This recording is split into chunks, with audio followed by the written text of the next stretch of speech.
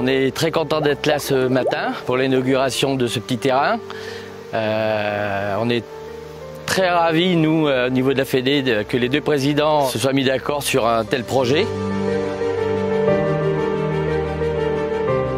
Moi, le jour où je l'ai fait, j'avais ma pelleteuse qui était là. J'ai passé dedans, j'ai tassé les pierres du fond avec les chenilles.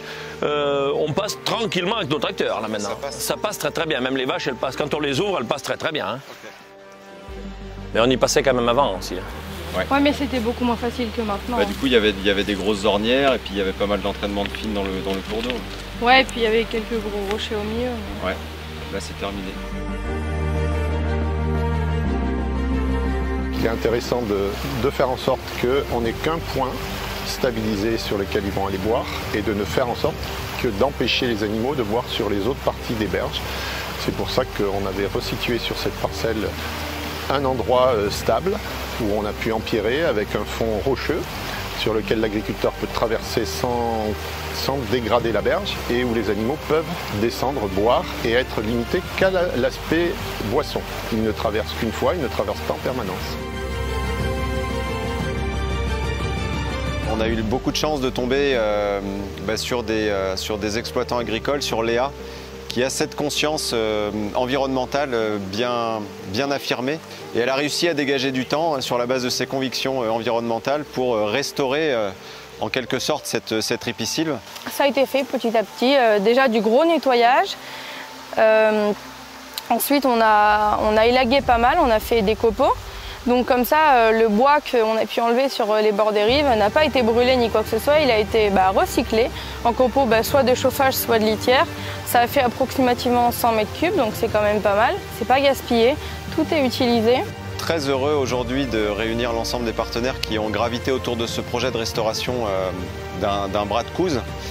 Et il y a presque une émotion en fait sur le visage d'un certain nombre d'entre nous parce qu'on découvre un ruisseau qu'on ne voyait pas jusqu'à présent parce qu'il était complètement obstrué par des murs de ronces énormes. C'est des beaux projets et j'espère qu'ils vont en refaire d'autres pour d'autres exploitations qui pourront en avoir besoin parce que c'est vrai que c'est important, c'est pas forcément des travaux que nous on aurait mis en œuvre disons à court terme parce qu'on a d'autres travaux que ce soit je veux dire de clôture et tout, on en a d'autres ailleurs par exemple le long des routes qui est peut-être plus prioritaire et tout. Et c'est vrai que là, jusque-là, on n'avait pas forcément pris le temps et c'est vrai que des projets comme ça, c'est des beaux projets et j'espère que ça va continuer de se faire pour d'autres exploitations à venir.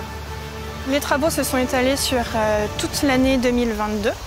Ils se sont très bien passés et c'est un très bon exemple de conciliation des territoires entre pêcheurs et agriculteurs. On est super content de voir les bénéfices obtenus et très honnêtement, on ne s'attendait pas à trouver un ruisseau si joli en fait derrière ce roncier énorme qui courait sur plus de 800 mètres.